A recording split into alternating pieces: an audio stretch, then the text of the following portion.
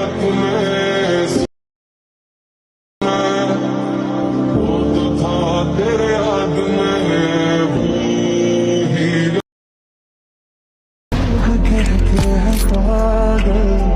Guys भिडियोको view त already हिँड्नै भयो। यस्तो टाइपको भिडियो अहिले टिकटकमा धेरै नै ट्रेन्ड रहेको छ। हजुरले पनि इजी तरिकाले बनाउन सक्नुहुन्छ र आजको यस भिडियोमा यस्तै टाइपको भिडियो यदि बनाउन सिकाउनेछु। सो हजुरले चाहिँ फर्स्टमा क्यापकट डाउनलोड गरेको हुनुपर्छ। डाउनलोड गरेको छैन भने हजुरले प्ले स्टोरबाट डाउनलोड गर्नु होला। डाउनलोड गरिसकेपछि सिधै क्यापकटमा क्लिक गर्नु होला। क्लिक गरिसकेपछि हजुरले यस्तो खालको इन्टरफेस देख्न सक्नुहुन्छ। सो न्यू प्रोजेक्टमा क्लिक गर्नु होला। क्लिक गरिसकेपछि फोटोजमा जानु होला।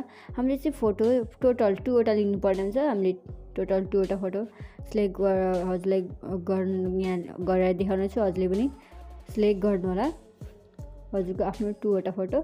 सो यहाँ देख्न सक्नुहुन्छ टोटल 2वटा फोटो सिलेक्ट गर्नेछु। सो सिलेक्ट गरिसकेपछि यहाँ देख्न सक्नुहुन्छ एड अप्सनमा क्लिक गर्नु होला। क्लिक गरिसकेपछि हजुरले यस्तो खालको इन्टरफेस देख्न सक्नुहुन्छ। सो गरिसकेपछि अब यसरी स्लाइड गर्नु होला। फर्मेट दिनुपर्ने हुन्छ। फर्स्टमा हामीले चाहिँ फर्मेटमा क्लिक गरेर 60:9 रेसियो राखिदिनु होला। फर्मेट चाहिँ सो राखेर फेरि ब्याक आउनु होला। फेरि ब्याक आइसकेपछि फेरि फोटोमा क्लिक गरेर हजुरले चाहिँ रोटेट गर्नुपर्ने हुन्छ 90 डिग्रीमा। सो फोटोलाई यसरी क्लिक गर्नु होला। सो स्लाइड गर्नु होला। एडिटमा क्लिक गरेर 1 टाइम्समा रोटेटमा क्लिक गर्नु होला।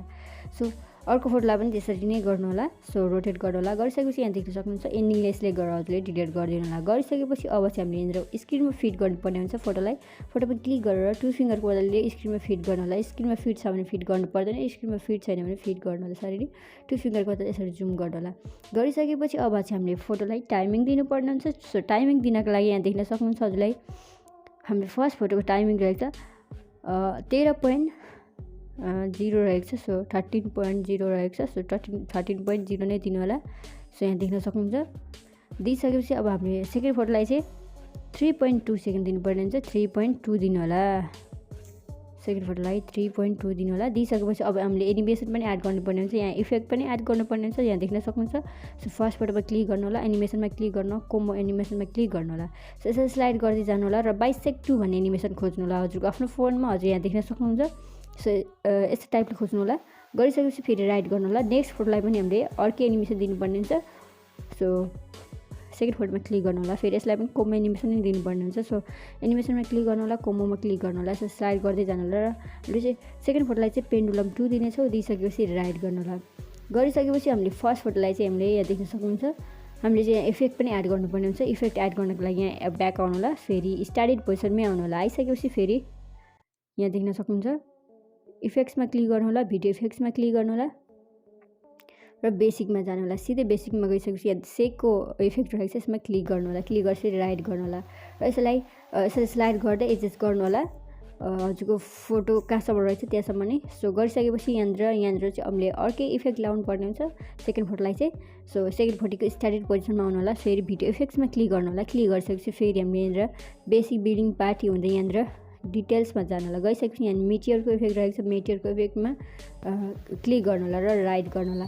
गरिसकेपछि यसलाई पनि ठ्याक्कै फोटोको साइज कति रहेछ त्यतिमै एडजस्ट गर्नु होला। एडजस्ट गरिसकेपछि अब चाहिँ यहाँनिर हामीले एक्सपोर्ट गर्नुपर्ने हुन्छ। माथि एरोको अप्सन त्यसमा क्लिक गर्नु होला। ग्यालेरीमा सेभ गर्नुपर्ने हुन्छ। सो नेक्स्ट फेरि हाम्रो नेक्स्ट स्टेप पनि रहेछ इजी नै रहेको छ। सो हजुरहरू मेरो च्यानलमा नयाँ हुन्छ भने मेरो च्यानललाई सब्सक्राइब गरेर बेल घन्टीलाई पनि दबाइदिनु होला।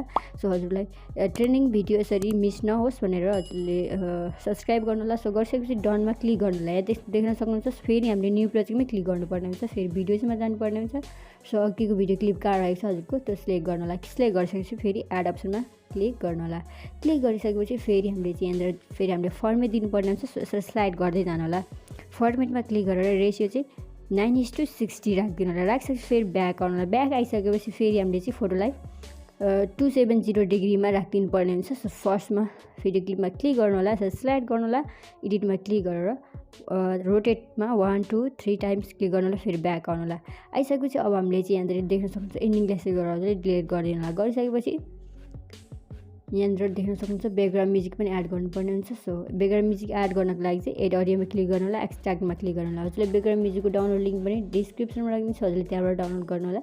सो ब्याकग्राउन्ड म्युजिक सिलेक्ट गर्नु होला। सिलेक्ट गरिसकेपछि इनपुट साउन्ड अलीमा क्लिक गर्नु होला। सो डाउनलोड गरिसकेपछि सो हजुरले टिकटकबाट डाउनलोड गर्नुभयो भने यसरी अनलाइन पार्ट आउनेछ। सो त्यसैले चाहिँ हजुरले अनलाइन पार्ट आउनेछ भने चाहिँ हजुरले चाहिँ यसरी क्लिक गर्नु होला, स्प्लिटमा क्लिक गर्नु होला र अनियन पार्टलाई डिलिट अप्सनमा क्लिक गरेर डिलिट गरिदिनु होला। हाम्रो भिडियो यस्तो टाइपको रहेको छ, यहाँ देख्न सक्नुहुन्छ। सो अब ग्यालेरीमा सेभ गर्नको लागि माथि एरो अप्सन छ, त्यसमा क्लिक गर्नु होला। सो हजुरको ग्यालेरीमा सेभ हुनेछ। So thank you so much guys. माथि आई बटनमा आउँदै होला, हजुरले त्यो आई बटनको